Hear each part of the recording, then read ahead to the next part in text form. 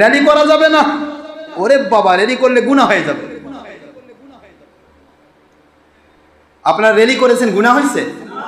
র্যালিতে আমরা দাওয়াত দিছি কি, গুনার দাওয়াত না সওয়াবের দাওয়াত?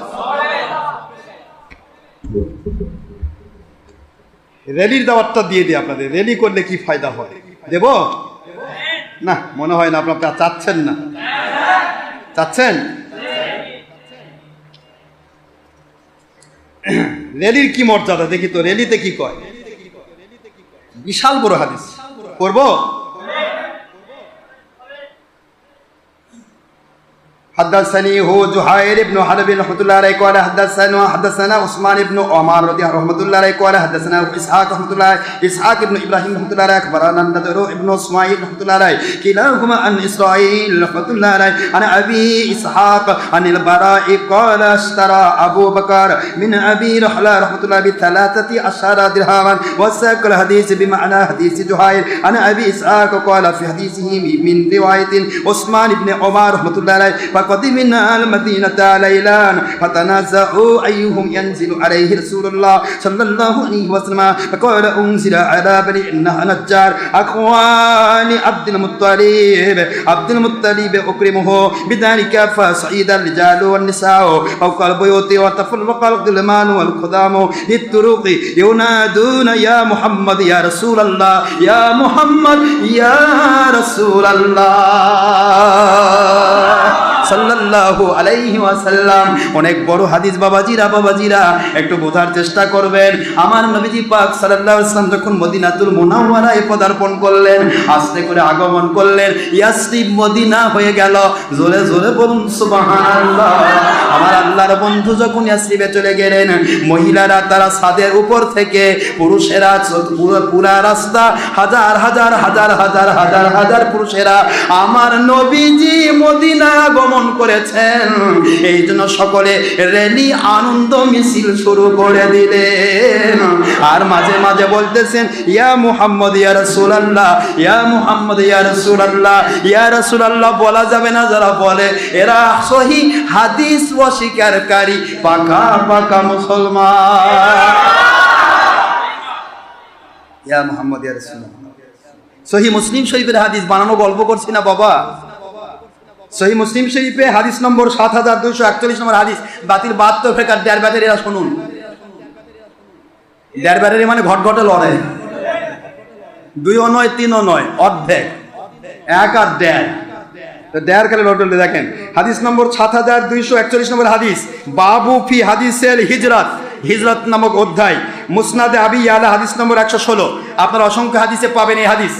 রাসূল পাক সাল্লাল্লাহু আলাইহি ওয়াসাল্লাম যখন মদিনাতুল মুনাওয়ারায় আগমন করলেন, মহিলারা, তখন তো পর্দার আয়াত নাজিল হয়নি, হুজুর তো কেবল ঢুকছেন, মহিলারা পর্যন্ত মাশাআল্লাহ সাদে।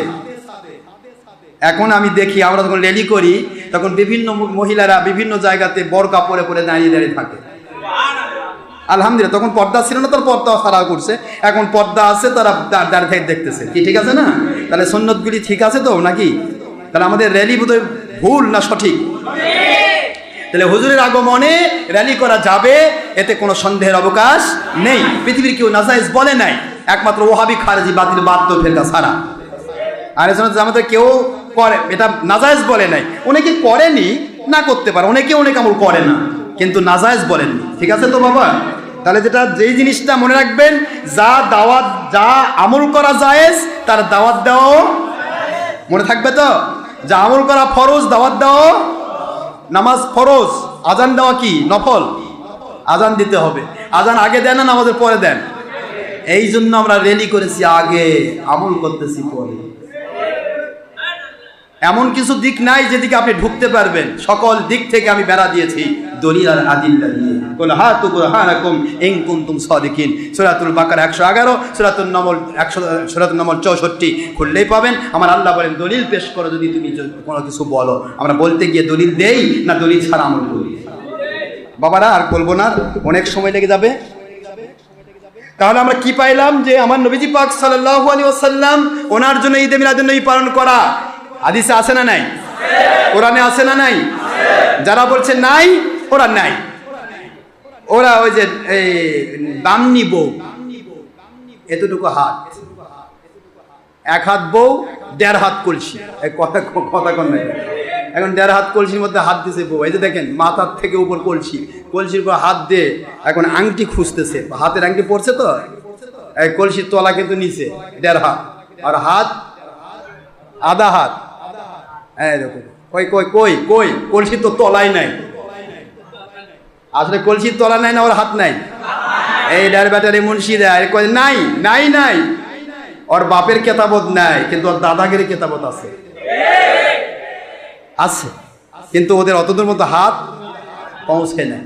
মালিকের দয়া, আমরা আর মালিকের এহসানতে চলি, নয় অহংকার নয় গৌরব। আল্লাহ পাক দয়া করে যা করান তা আমরা করছি, তিনি দয়া করে আমাদেরকে জানিয়েছেন, আমরা জানাচ্ছি। ঠিক আছে বাবা?